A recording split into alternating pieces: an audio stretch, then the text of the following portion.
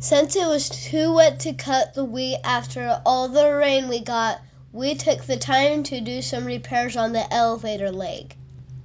Here, Grandpa is lifting James up to fix a broken cable, part that switches between granaries. After that, we cleaned some wheat to use as seed for planting this fall. Now you can see James operating the boom truck to lift Shawn up. He's fixing a hole in a tube. Shawn's wearing a harness that connected to the cable, and James raises him up so he can patch the hole.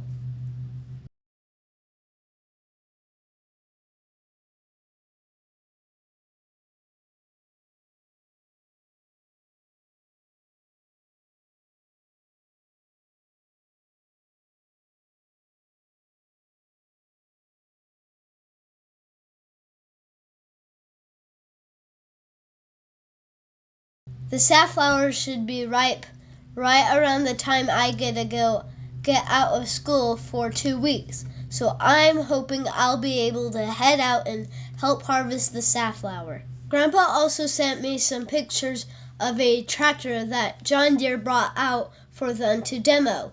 He said Shawn's planning to hook it up to the drill and see how well it handles the hills.